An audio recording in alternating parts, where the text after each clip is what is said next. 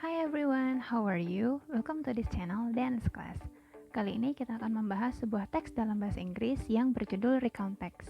Yang akan dibahas adalah mengenai pengertian, tujuan, struktur umum, unsur kebahasaan, dan juga contohnya. Check this out. Recount text is a text that retells about past event or someone's experience. The purpose of this text is to tell and describe a past event usually related to somebody's personal experience, which is told through a sequence of events. Recount text adalah sebuah teks yang menceritakan kembali tentang kejadian di masa lalu atau pengalaman seseorang. Tujuan dari teks ini adalah untuk menceritakan dan menggambarkan sebuah kejadian di masa lampau. Biasanya berhubungan dengan pengalaman pribadi seseorang yang diceritakan melalui rangkaian kejadian. Ada 3 generic structures atau struktur umum dalam recount text. The first one is orientation. Yang pertama adalah orientation. Bagian ini merupakan bagian pengenalan tentang apa yang terjadi dan siapa saja orang-orang yang terlibat dalam cerita. We also can get information about where and when the story happened.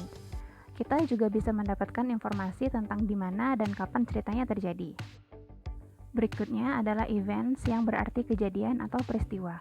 Jumlah events dalam sebuah recount text bervariasi, bisa 1 event, 2 events, atau bahkan lebih, tergantung pada ceritanya. Events tell us about the whole story.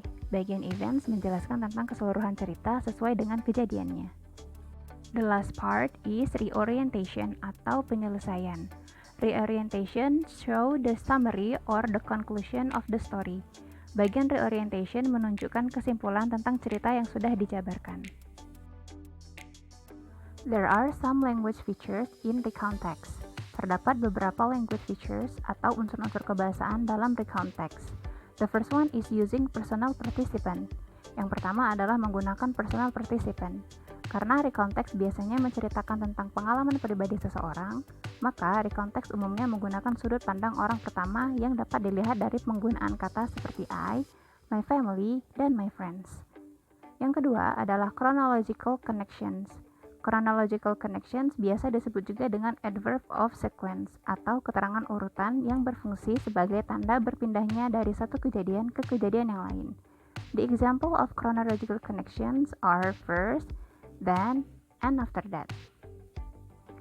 Since recount text tells about past events, so it uses simple past tense. Karena recount text menceritakan tentang kejadian atau peristiwa di masa lalu, maka tenses yang digunakan adalah simple past tense. Ciri dari simple past tense sendiri adalah menggunakan verb to dan did not untuk menyatakan kalimat negatif. Action verbs adalah kata kerja tindakan, yaitu sebuah kegiatan atau aktivitas fisik yang dilakukan oleh seseorang. Recount text uses a lot of action verbs. Recount text menggunakan banyak action verbs seperti went yang merupakan verb to dari go, brought yang merupakan verb to dari bring, dan came yang merupakan verb to dari come. The last one is linking verb. Yang terakhir adalah mengenai linking verb. Linking verb adalah kata kerja yang berfungsi untuk menghubungkan subjek langsung dengan pelengkapnya dalam sebuah kalimat. Contoh linking verbs yang bisa digunakan dalam recount text adalah was, were, dan had. Here we have an example of recount text. Ini adalah contoh recount text yang berjudul My Best Day Ever. Mari kita bedah generic structures dan language features-nya satu persatu. Paragraf pertama merupakan bagian orientation. There we can find some information about the time, place, and other people involved in the story. Pada bagian orientation ini, kita dapat menemukan informasi tentang waktu, tempat, dan siapa saja yang terlibat di dalam cerita. Paragraf 2 dan 3 adalah bagian events. Di sini kita dapat mengetahui kronologi dan hal-hal yang terjadi tentang cerita tersebut. Paragraf terakhir adalah bagian reorientation. Here we can know about the writer's feeling about her experience. Di bagian ini kita dapat mengetahui kesimpulan dan bagaimana perasaan si penulis. Untuk language features-nya, yang pertama akan dibahas adalah penggunaan personal participant. Di sini kata-kata yang merujuk pada personal participant antara lain adalah I, my family, my mom, my dad, my friends, dan my grandparents. Chronological connection yang digunakan pada teks ini adalah after that dan then.